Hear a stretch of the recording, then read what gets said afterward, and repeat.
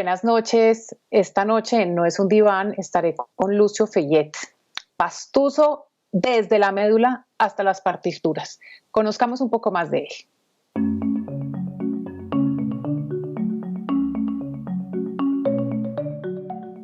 Lucio Fayet es hijo de Edilma Palomares y Javier Fayet, hermano de Patricia y Mauricio. Nació en San Juan de Pasto el 13 de marzo de 1984, ciudad donde creció y fue al colegio.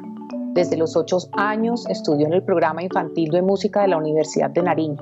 Desde entonces su guitarra lo acompaña por todo el mundo representando a Latinoamérica. Lucio es maestro en música con énfasis en ingeniería de sonido de la Universidad Javeriana y tiene un diplomado en gestión de proyectos de la Universidad Sergio Arboleda. Es cantautor, representante de ese sonido integrador de Latinoamérica, pero sobre todo con la calidez de Nariño. Indicio es el primer álbum discográfico del músico colombiano. Gracias a una campaña de crowdfunding, la primera que hace en el país, se saca su primer álbum físico. Este disco obtuvo mención de honor en el programa de estímulos del Ministerio de Cultura en la categoría de producciones discográficas. Su segunda producción se titula Provinciano, que se lanza en el año 2017 y está compuesta por 11 canciones. Ahora está desde hace un mes en el lanzamiento de su nueva producción Bailando, Bailando. Ha girado en países como Uruguay, Argentina, Perú, Estados Unidos, entre otros. Ha colaborado con la cantautora Marta Gómez y también con Santiago Cruz. Ha trabajado con Televita, Andrés Correa, Lazañez, Edson Belandia, Vicente García y el Quinteto Leopoldo Federico. Precisamente con ese trabajo está nominado al Grammy Latino 2020 por el disco Quinteto con Voz.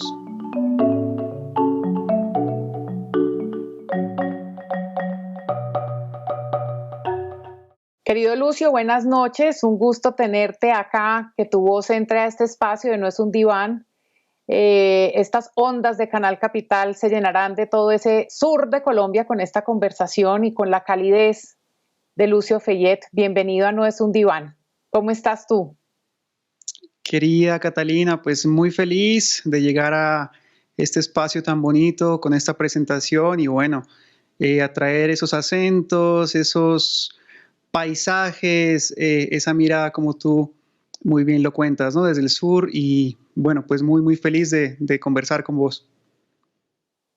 Bueno, Lucio, vamos a comenzar a hablar del origen de Lucio Fayet. Es decir, todas las personas que han pasado por No es un diván, al final decimos, con razón, todo esto es porque también conocemos un poco de su origen y de su intimidad. Y lo primero es, tú eres de una familia en donde siempre ha estado presente el arte. De hecho, tu abuelo, Lucio Fayet, era maestro de trompeta. ¿Cómo fue crecer a su lado? Pues con una vena musical muy fuerte y una vena artística. Lastimosamente, digamos, no pude tener una cercanía con el abuelo porque cuando yo ya estaba ahí creciendo, él ya estaba a sus más de 80 años, digamos, no tuve la posibilidad y la fortuna como de recibir esa cercanía desde esa visión de la música, de la trompeta. Me entero y puedo tener como ese seguimiento al abuelo por alumnos, por ejemplo, de él, por supuesto mi familia, mis tías, mis tíos, y tengo, por ejemplo, mi tío que es pintor, es artista, es un gran artista, mi tío Guido. Mi papá era un loco apasionado por las artes, entonces siempre estuvo presente como esa vena, y el abuelo pues nos dejó muy marcado como esa sensibilidad, siento yo, de la música, del arte, del territorio también. Mi abuelo tuquerreño y ya llegó a Pasto y bueno, se quedó en Pasto a tener sus 12 hijos, así que muy nutrida esa familia y muy musical, muy artística y mucho en el juego, en la recocha, en el encuentro. Eso lo tengo muy presente. Bueno, y en esa familia en la que creces, en donde está ese legado de tu abuelo, tu papá decide que tú ingreses al programa de música para niños de la Universidad de Nariño. ¿Qué tan de acuerdo estabas tú o no con esa decisión? Digamos, yo pienso en mi hija a los 8 años, yo creo que yo la metía donde yo quisiera, ya hoy en día a los 10 no. Pero a los 8, ¿tú qué opinas de esa decisión? ¿Cómo era el entorno en tu casa de tal manera que eso también se da de una manera muy fluida y es una decisión que mira a dónde ha llegado? Pues mira que nunca lo había pensado, qué linda pregunta. Yo creo que no era consciente de lo importante que fue esa decisión de mi padre. Y por supuesto, seguramente había cosas que yo de pronto no quería hacer, ¿no? Como salir del colegio, que además era de doble jornada, es decir, mañana y tarde en el colegio, para después ir a seguir estudiando, digamos, a seguir en eh, mientras otros amigos se iban como, qué sé yo, a jugar, a hacer otras cosas, de pronto me resistía un poco, hacía algún poquito de pataleta, pero tampoco mucha, es decir, como que pude convivir con eso y ahora pues le agradezco enormemente. Yo fui, pues soy el último de, digamos, de mis hermanos y como que mi padre siempre pensaba que este era el que ya salimos de los otros dos y hagamos con esto, o sea, que este vuele, que este sea loco, que haga lo que quiera y por eso él me motivaba tanto como a este tipo de ejercicios y oficios. Entonces, le agradezco muchísimo. Él ya no nos acompaña, pero siempre le tengo como esa gratitud por esa corriente positiva al entrar en otros mundos, al tener la sensibilidad, la cultura, el arte y el amor también por el territorio muy presente. Y ve qué chévere, nunca lo había pensado, pero sí, de pronto cuando uno es niño, pues uno no sabe muy bien, ¿no? Y en este caso fue muy afortunada esa decisión de mi padre. Fue muy acertada, de seguro estará muy orgulloso. Eh, Hay un tema con la enseñanza y con el aprendizaje de los niños. Eh, Supongo yo que era un aprendizaje muy lúdico, ¿cierto? Por la edad. ¿Cuál es tu opinión sobre la formación temprana en música para niños y niñas? Pues mira que en ese sentido, y volviendo un poquito a la escuelita de la universidad, era muy chévere porque siempre estuvo el juego como esa principal herramienta de aprendizaje. Y creo que cuando uno entra a estudiar música, eh, pues es muy raro que de frente te pongan como notas musicales y pentagramas y cosas mucho más enfocadas en esa academia clásica de la música, qué sé yo. Y es muy importante que vayas a la música como una oportunidad para divertirte, ¿no? Para jugar. Me gusta mucho también cuando se entra desde lo colectivo, ¿no? También veo procesos muy frustrados de pronto cuando es un maestro y un alumno y ahí los dos como que se vuelve un poquito difícil. En cambio, yo por ejemplo tuve la posibilidad de estar en un coro y el coro es algo increíble porque todo el tiempo estás ahí en el juego, en el encuentro, en buscar los lazos que traen estas edades tan especiales. Entonces eso le da también un plus muy poderoso a ese primer encuentro con la música que tiene que ser así para que sea como pues muy vital, ¿no? Todo el tiempo. Bueno, y si nosotros nos ponemos nos ubicamos en Pasto o nos ubicamos en Nariño, diría yo, como, digamos, como profesora de estudios culturales, yo les digo a mis estudiantes, la música, las artes, como la religión, como la economía, hacen parte de la identidad de esa cultura, de esa sociedad. Para mí, los Pastuzos, el sur de Colombia, está muy ligado a las murgas carnavalescas, que de hecho vamos a hablar de ellas más adelante cuando hablemos de lo que está pasando hoy en día con Lucio Feyet. Y creería yo también que si eso es cierto lo que estoy diciendo, esa es la razón también por la cual para una persona nacida en el sur de Colombia, en el departamento de Nariño, la música es absolutamente importante. Yo me imagino unas casas con mucha guitarra y con mucha gente cantando. ¿Es así? Sí, tal cual. Y yo también he pensado mucho en eso, por supuesto, al salir un poco, yo me vine aquí a Bogotá en el 2002 a estudiar, entonces al ver como todo ese crecimiento con perspectiva, he analizado mucho eh, esos fenómenos tan bonitos, por ejemplo, con el territorio nariñense, con Pasto, con los paisajes, es decir, no es en vano, pues, perdón ahí la autorreferencia, pero levantarte todos los días y ver un volcán ahí increíble, majestuoso, y que la música y que las pinturas y que el acento y que todo esté hablando en ese entorno de nuestros paisajes, de las tradiciones, de las comidas tradicionales y por supuesto del carnaval.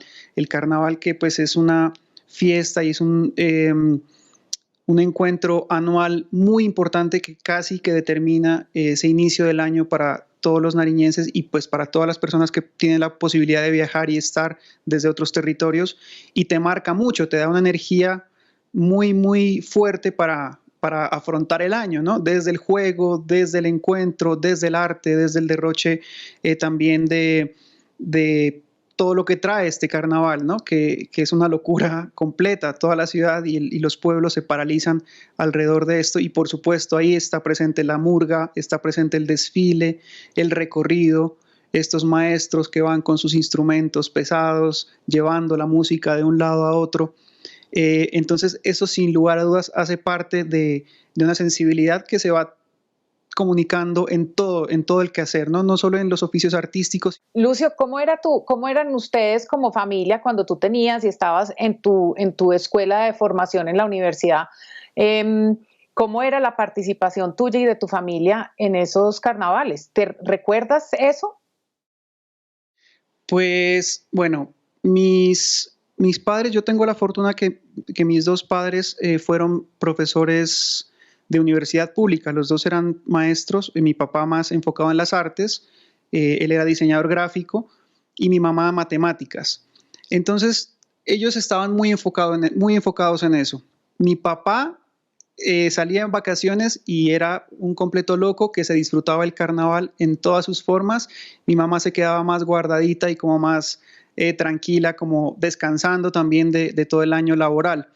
Eh, pero pues mi papá siempre tenía ahí esa vena porque él siempre estaba muy vinculado como con toda la escena cultural.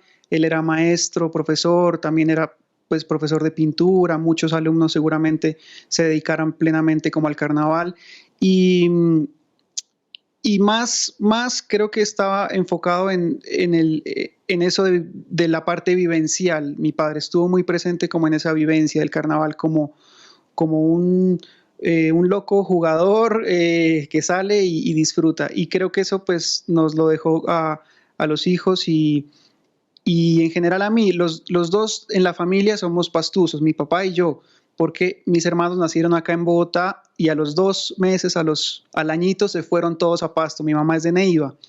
Entonces había una relación con mi papá ahí como muy fuerte también por esa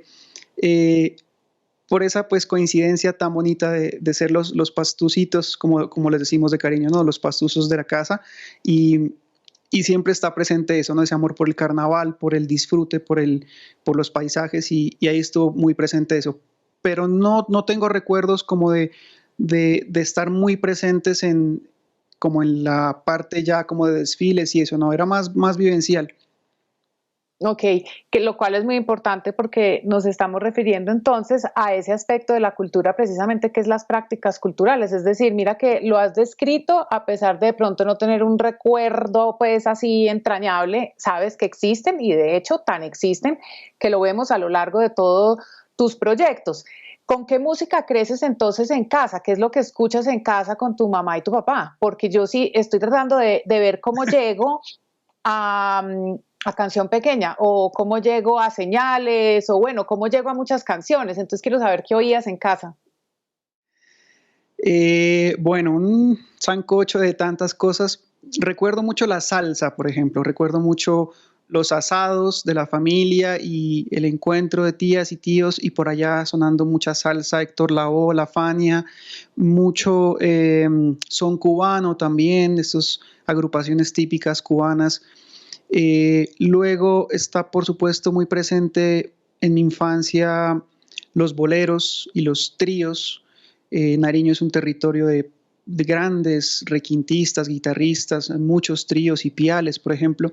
Y recuerdo mis primeros maestros me enseñaban pues canciones, no como muchos, digamos, amigos que arrancaron con el rock y de una vez con la guitarra eléctrica, yo arranqué tocando trío y bolero y eso también pues es música que se consume, digamos, en las familias, en, en la región. Y ya por mi hermano, por ejemplo, me acuerdo mucho que yo dormía en el mismo cuarto y él ponía mucho Silvio Rodríguez y toda esta nueva canción latinoamericana, la nueva trova. Entonces por ahí también entran como algunas influencias muy fuertes, ¿no? En la poesía, en la guitarra también, en la mirada de la canción como un eje central, ¿no? De un oficio artístico. Pero siempre sancocho total y por supuesto tengo que volver al carnaval y a las músicas regionales que en mi caso me permearon mucho porque tuve varios procesos. Primero ese vivencial de año tras año sentir esa comparsa, sentir esa murga caminando y llevando estas sonoridades. Por aquí hay son sureños, sanjuanitos, muchas cumbias también, y esas cumbias que son más como de montaña, más de clima frío, ¿no? Más lentas, más cuadraditas. Y ya cuando vengo a estudiar y decido, por ejemplo, hacer mi proyecto de grado, vuelvo al territorio a conocer mucho más ya de los maestros y ahí encuentro músicas campesinas, encuentro al maestro Luis Chato Guerrero, Los Alegres de Genoy, Ligia Erazo en el Encano, todos estos maestros que ya te comienzan a presentar una música desde la canción, desde la tradición y un arte muy profundo. Ahí me cambió muchísimo la película y creo que todo eso entra en un sancocho de sonidos, de recorridos, de caminos, de aprendizajes que poco a poco pues uno va tratando de capturar para traerlo a alguna canción que nace, algún proyecto, algún álbum. Bueno, ¿y cómo te va con la bailada de salsa? Porque me imagino que en la casa te piden que seas un buen bailarín de salsa. Ahí tienes a Cali metido. ¿Cómo es esa bailada? No, muy bien. O sea, en Ah, Pasto, qué mucha bueno. gente no sabe, pero en Pasto se baila muchísima salsa. Por la cercanía a Mm. Cali, por supuesto, por la...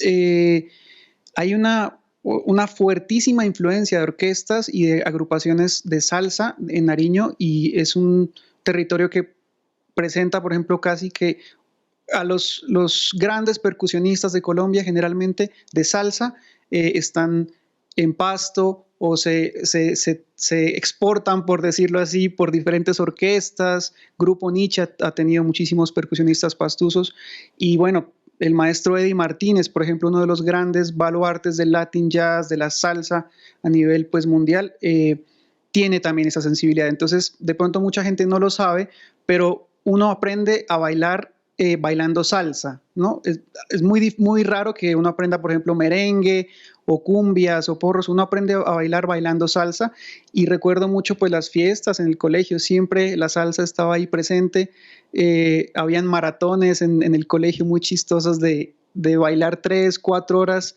y yo participaba, me gustaba mucho participar en eso, así que extraño mucho esa, porque hace rato no me doy como ese regalo de ir a bailar, ¿no? Porque cuando uno empieza como a hacer música, se aleja un poco de ese disfrute como del público y más bien cuando sale, pues es porque tiene que salir a alguna tarima o a tocar o a trabajar y cuando no, pues como que se queda en la casa, ¿no?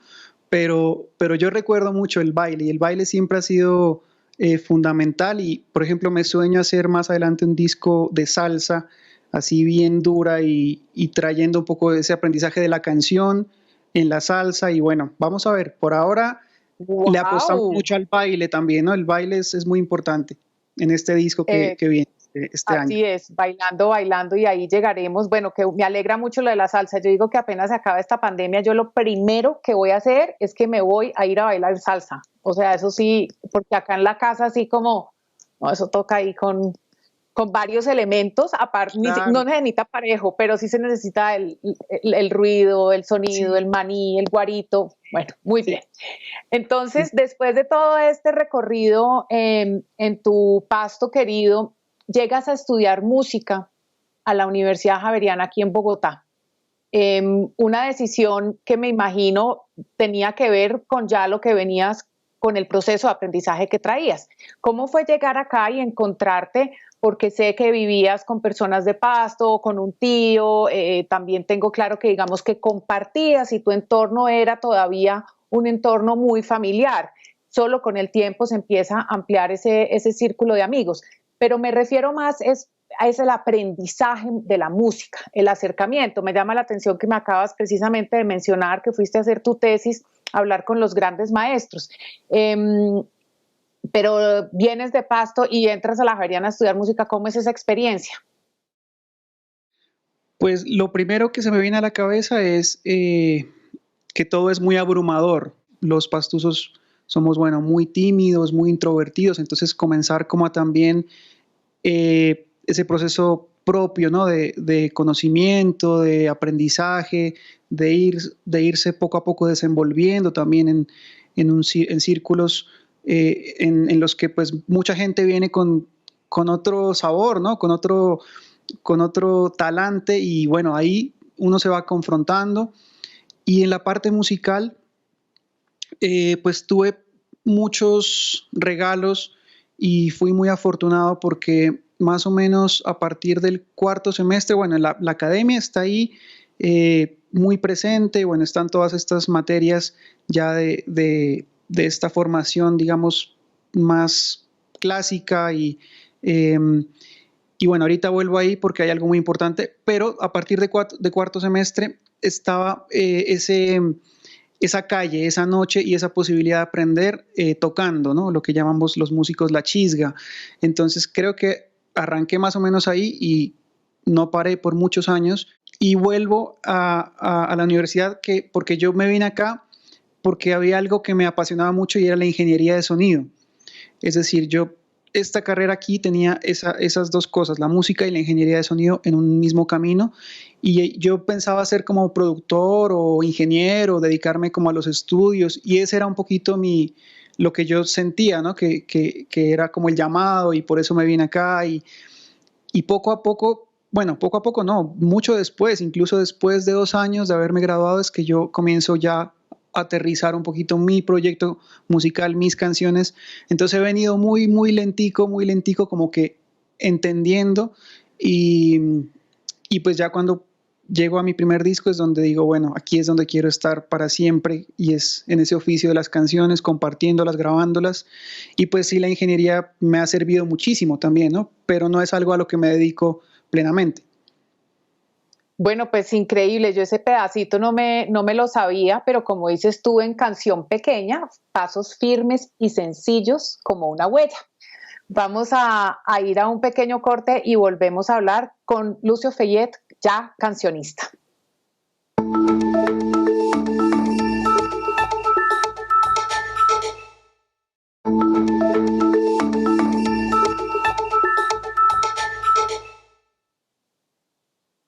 Bueno, Lucio, decides, eso que me acabas de contar me encanta, porque claro, llegaste y encontraste tu camino después de un tiempo, pero sin duda el hecho de que seas productor también te debe ayudar mucho a ese rigor que tienes en tus proyectos. Pero también me llama mucho la atención y quisiera hacerte esta pregunta y es, decides tomar un camino, tú mismo te has definido como cancionista. Eso realmente, según lo que yo entendería, es más bien un camino lejano de las grandes disqueras, distante de las exigencias de una industria musical pujante y muy poderosa y muy dentro del mainstream.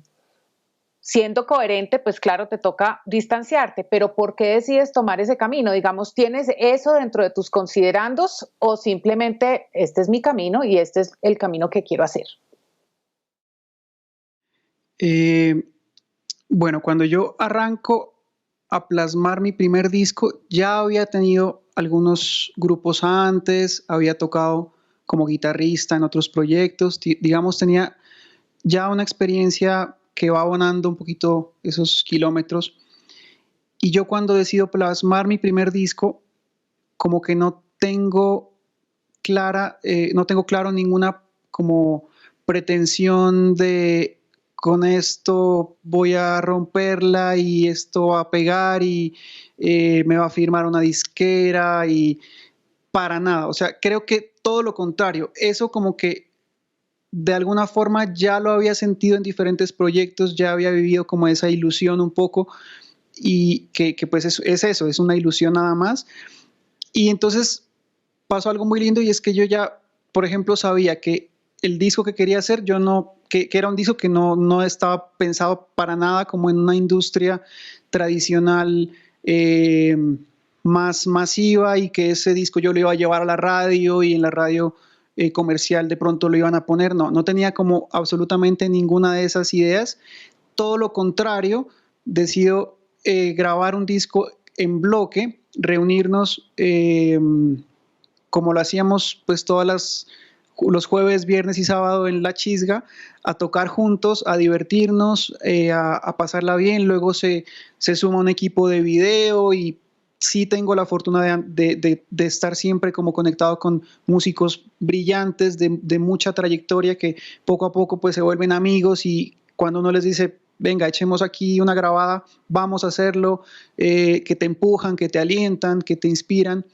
Entonces, por ejemplo, esto del mainstream y de que te van a firmar y eso, era muy lejano para mí, y además yo nunca he sido como ese no sé, esa persona que se pone a cantar y que todo el mundo te dice, oh, eres increíble, eres una estrella, vas a llegar lejos. Nunca tuve nada de eso. O sea, yo cantaba y por ahí alguien aplaudía, lo hacía bien, pero nunca he tenido como esa, que muchos amigos sí, ¿no? Como que desde chiquitos le tienen ahí como una estrella, y le ponen una presión impresionante. Y cuando comienzan a sentir estos retos y estas frustraciones, pues es muy duro para esas personas, y como que buscan ese anhelo más en la música, ¿no? Que está más ligado a la exposición, o a la fama, o al reconocimiento, y que es otro mundo muy lejano, y yo mira que no tuve como esa cercanía a este mundo, y, y pasa que eso te da un montón de ventajas, porque puedes jugar mucho, puedes explorar. La grabación en bloque ya era un juego por completo, que no sabíamos bien si la captura pues iba a ser, digamos, de una fidelidad que pueda estar a la altura como de otras producciones del entorno. Sin embargo, hemos logrado con esa idea de estar como muy alejado a eso, cosas muy poderosas y muy interesantes, como lo que ha sucedido con los discos, con la sonoridad, con la calidez, con la comunicación. Entonces, eso de alguna forma, el estar como tan alejado a eso, me ha dado como muchas libertades y muchos aprendizajes para poder disfrutar realmente pues de la música, ¿no? Como muchos amigos, amigas, veo que se pierden mucho ese disfrute por estar pensando en otras cosas, y las frustraciones pueden ser mucho más duras, y terminan abandonando muchos caminos.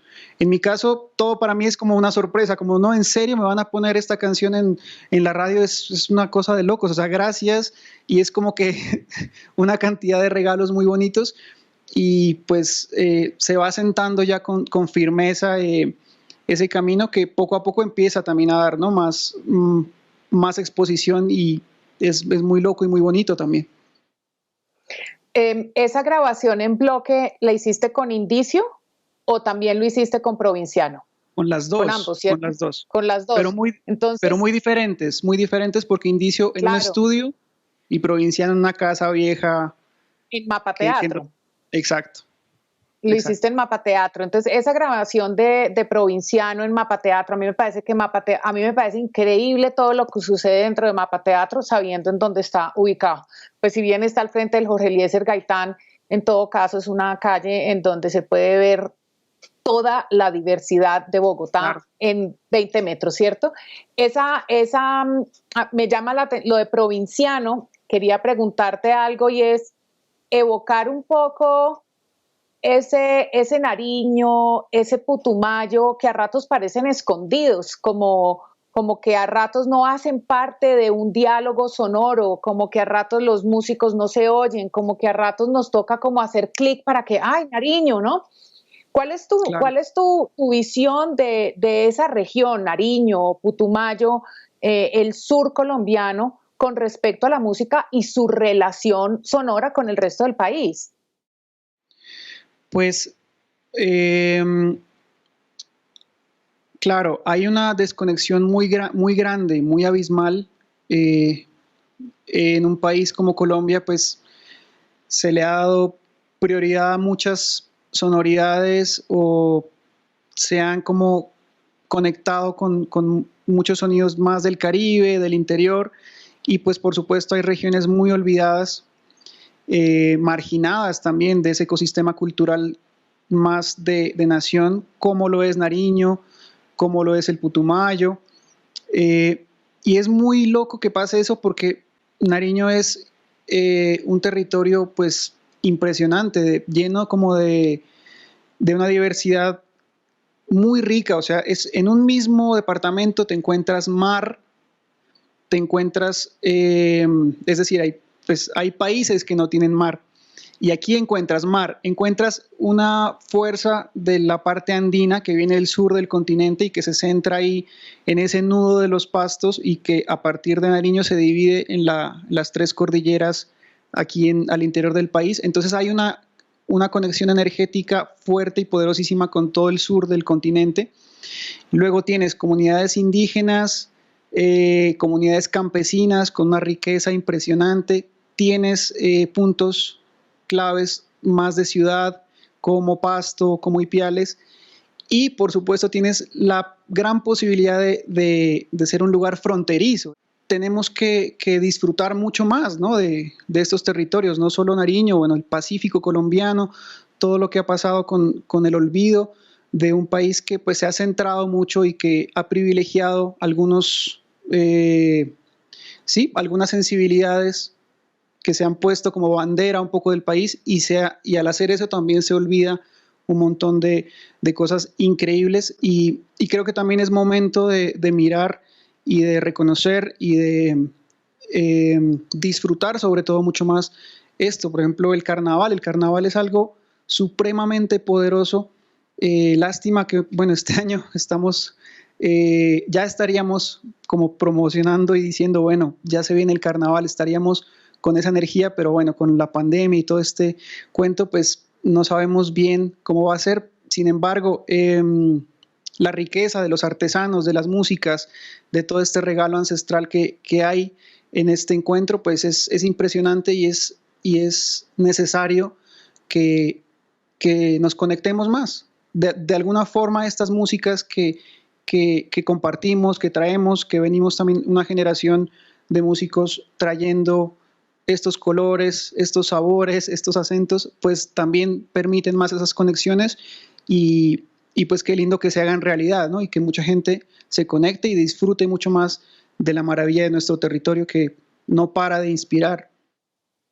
Así es, y después de este corte vamos a llegar ya a Bailando Bailando, que es sin duda un homenaje a las murgas carnavalescas del sur colombiano, de Nariño. Vamos entonces a un corte y volvemos con Lucio Feyet.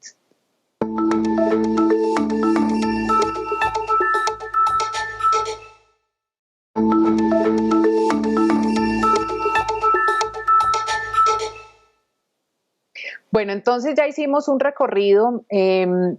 Destaco de la conversación contigo, Lucio, y agradezco además que hables siempre de lo ancestral, del territorio y que tengas presente eso en tu formación y seguramente como persona lo tienes allí presente.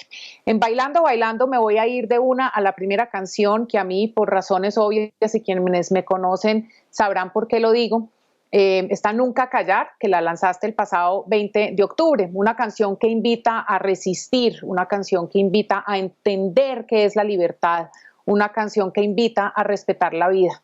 ¿Qué te inspiró esto?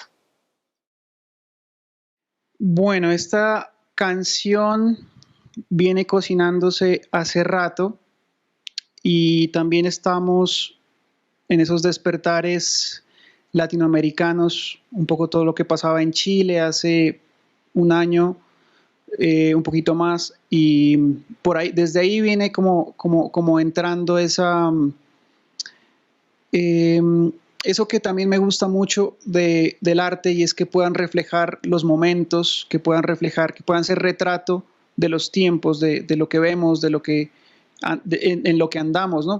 Y me gusta mucho esos retratos, ¿no? Retratos sonoros.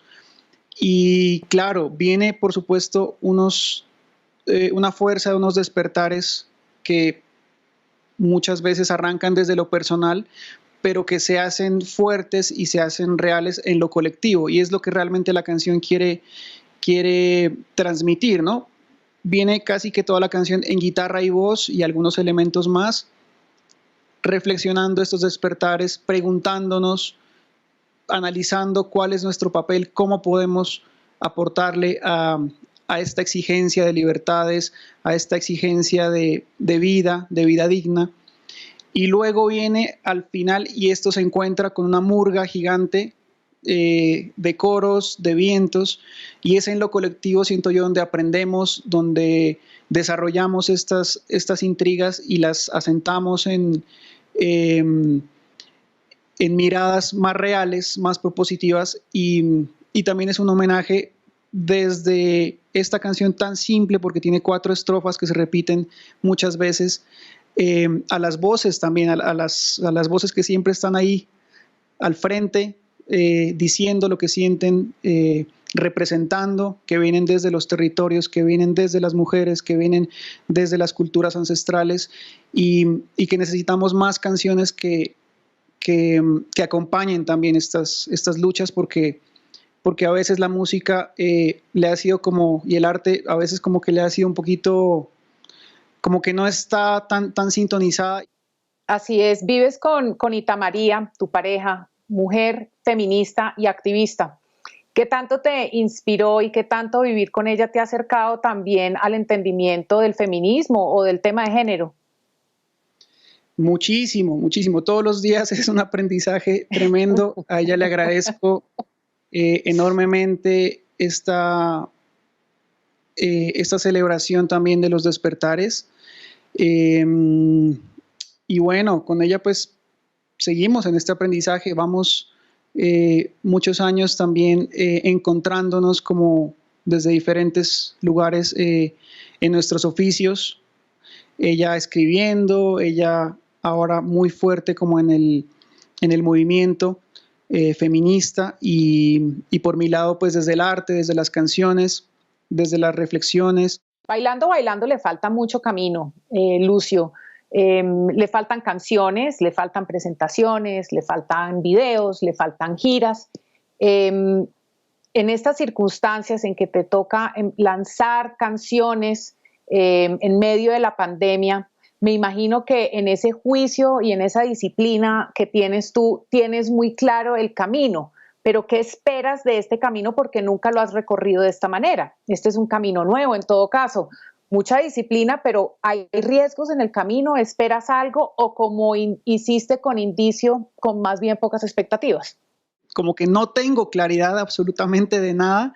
En los 2 discos ha sido igual, en los 2 discos pasados, como que hay un empuje y un motor artístico de creación muy fuerte, y cuando ya tengo el disco, bueno, ¿y ahora qué hacemos con este disco? O sea, ¿cómo lo compartimos? Y siempre viene un abismo, y es como tirarse a probar, a experimentar, a aprender, y pues pasa igual ahora, ¿no? Yo, por ejemplo, tenía una locura en la cabeza y era presentar el disco completo y que la gente que lo quiera escuchar lo pueda escuchar, y pues era absurdo también pensar así, porque tenemos un montón de tiempo que no podemos tocar así como quisiéramos el concierto. Tenemos un montón de tiempo en que tenemos que seguirle apostando también a contar historias desde lo virtual, desde lo digital, a generar todo este cuento de nuevas comunicaciones, de nuevas pues contenidos, por decirlo así, aunque la palabra es terrible, pero pues hay muchas posibilidades de ir poco a poco también, ¿no? Y de que cada canción tenga una vida, que cada canción comunique, que cada canción haga el recorrido. Entonces, pues en ese sentido vamos a apostarle a eso con mucha tranquilidad y disfrutando sobre todo, y aprendiendo de todo lo que trae esto, ¿no? Y ahora lo virtual y todo este cuento que también es un conflicto permanente, porque tienes que saber bien qué vas a publicar y después no quieres hacerlo, y o sea, tienes todo un reto ahí nuevo, que es muy doloroso y muy difícil para los músicos, ¿no? Que resultamos haciendo gestión y resultamos cargándonos esa maleta tan complicada de la divulgación y la amplificación y luego el correo y luego que las redes y luego que toda esta locura, pero pues hay que meter la ficha porque realmente hay mucho por hacer, mucho por generar y tratar de ver cómo podemos desde lo que hacemos pues también generar pequeños cambios culturales importantes, ¿no? Que una canción llegue, que una frase llegue, que un video de 5 minutos llegue. Eso es muy complicado en estos tiempos de tanta, todo es tan rápido, de tantas redes sociales y toda esta locura en la que andamos. Entonces es un reto constante y pues a eso le apostamos. Yo creo que el disco completo estará en el próximo año, por ahí en marzo, abril, y tenemos mucho, mucho, mucho que entregar en estos tiempos. Entonces va a ser una comunicación muy constante y aprenderemos mucho de cada cosita que vayamos haciendo. Van haciendo un camino muy bonito. Lucio, a propósito de eso, de este mundo en donde estamos pasando por en medio de una pandemia, una crisis climática, estamos viviendo en un momento de agitación social, un caos político en todos los extremos. Pero además existe también precisamente procesos como el de Lucio Fayet, en donde tú mismo nos estás diciendo que es una locura porque te toca producir contenidos, te toca estar al frente de unos asuntos digitales. Yo sé que tú tienes, digamos, tu relación con la plataforma, digamos, que hace la distribución, pero en todo caso tú eres tu divulgador, tu manager, tu gestor, en fin. Hablemos un poquitico, explícame un poquito, ¿cómo crees que es la relación de la música independiente con el periodismo cultural o más específicamente con el periodismo musical en Colombia? ¿Crees que le falta? ¿Y cómo te va a ti en esa relación?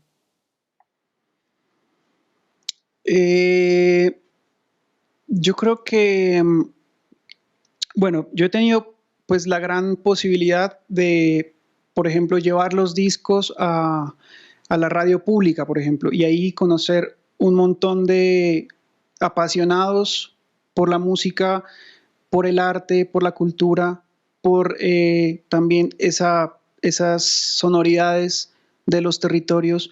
Y a partir de ahí, pues, como escucha también y como fan un poco de toda esa movida que se ha generado, pues he ido con esa emoción y con ese gusto a presentar mis discos, a invitar a todos, a los que puedo, a los que voy conociendo, para que conozcan un poquito más. Y ha sido una relación, pues, para mí, digamos, que, por ejemplo, otros países no tienen, por lo que veo por algunos colegas, ¿no? La radio pública o estos espacios, el espacio de hoy que estamos teniendo para otros países es nulo, y eso tenemos que de alguna forma celebrarlo.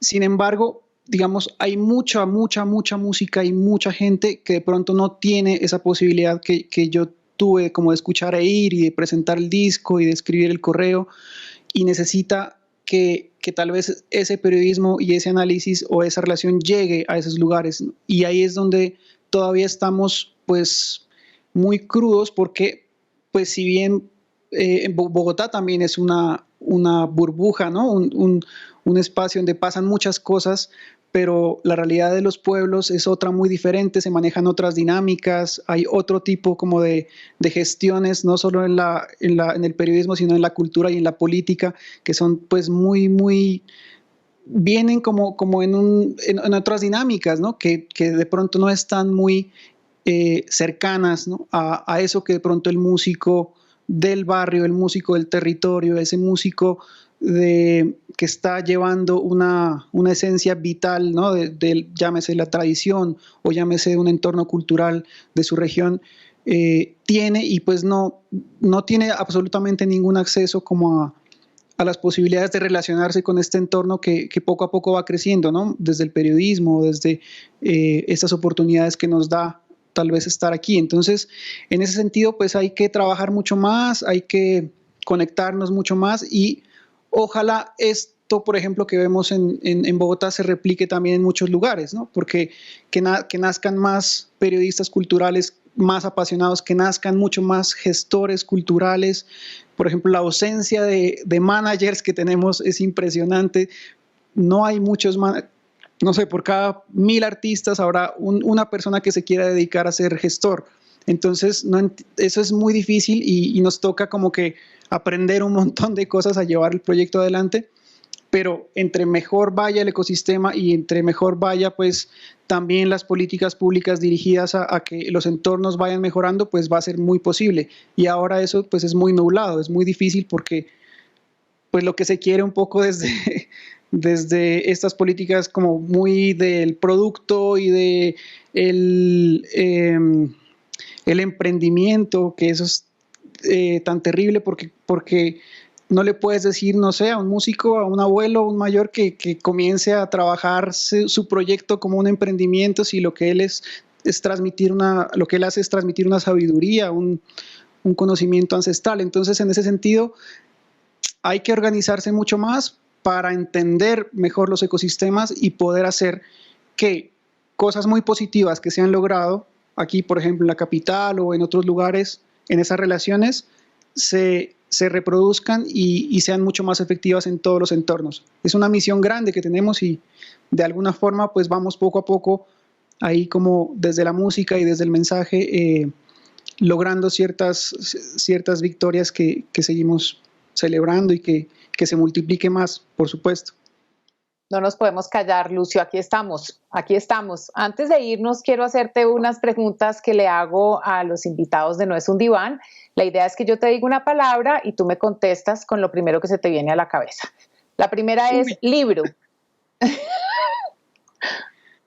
Bueno, perdón la promoción familiar, que el privilegio no te nuble la empatía.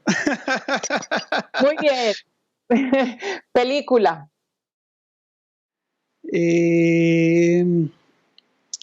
Pues yo tengo siempre la digo, La lista de Schindler, una película muy fuerte. Wow. Comida favorita. Voy a decir la lasaña que hacía mi papá. Bueno. Qué bueno. ¿Cómo es que se llama el ratón ese que yo comí cuando fui a Pasto? Porque soy porque me tocaba, porque soy antropóloga, pero lo vi como lo cocinaban y casi me muero. Bueno, canción. Canción. Qué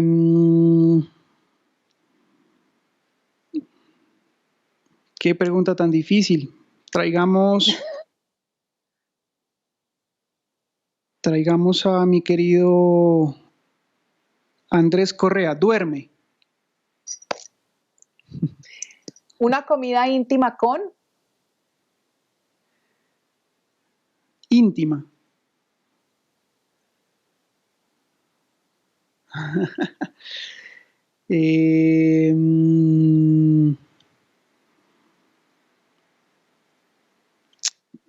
Me gustaría traer aquí a Marta Gómez. Muy bien.